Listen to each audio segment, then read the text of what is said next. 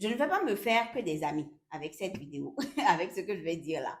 Mais franchement, si vous êtes du genre à être vite gavé par les livres de développement personnel, ne lisez pas Plus malin que le diable. Sérieusement, ça risque de vous énerver un peu. Bon, après, chacun fait son expérience du livre, hein. Vous pouvez évidemment le lire et vous faire votre propre avis. Mais moi, je vais être honnête, j'ai du mal.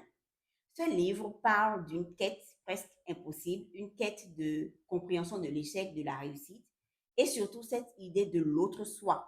Vous savez, cette version de vous qui prend le relais quand tout semble perdu, qui vous pousse à dépasser vos limites, à trouver des solutions là où vous n'en voyez plus, en fait. Sur ce point-là, ok, pas de souci, c'est intéressant. Mais là où je décroche, c'est sur le côté un peu plus spirituel du livre. Parce qu'il parle de la foi comme point de départ de toute réalisation, ce qui au fond n'est pas faux. Mais ensuite, il part dans des passages où l'autre soi lui donne des instructions ultra précises, genre va à Philadelphie, prends le train, demande de l'argent à ton beau-frère, il va t'emprunter. Là, personnellement, j'ai décroché en fait.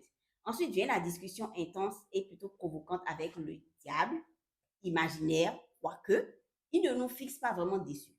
Donc, dans la conversation, le diable en question, il nous révèle comment il nous contrôle à travers la peur du jugement, de l'échec, des mauvaises habitudes.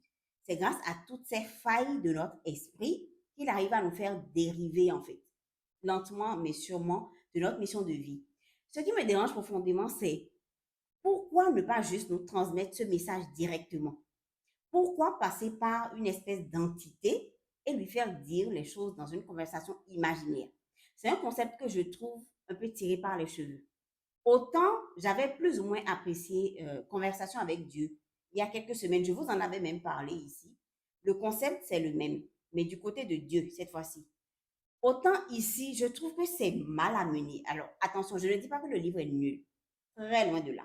Il nous apprend beaucoup sur nos croyances, sur la façon dont on limite nous-mêmes notre potentiel. Et là-dessus, je valide à 100%.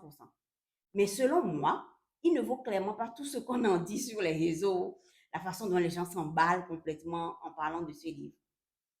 Je suis peut-être trop exigeante ou blasée, ou les deux. Mais franchement, je pense que si vous ne le lisez pas, vous ne ratez pas grand-chose, honnêtement. Il y a tellement mieux. Et si vous avez lu pas mal de livres de développement personnel, il y a même de grandes chances que vous trouviez ça un peu superficiel, voire complètement perché. Voilà. Si certains l'ont lu, dites-moi ce que vous en avez pensé.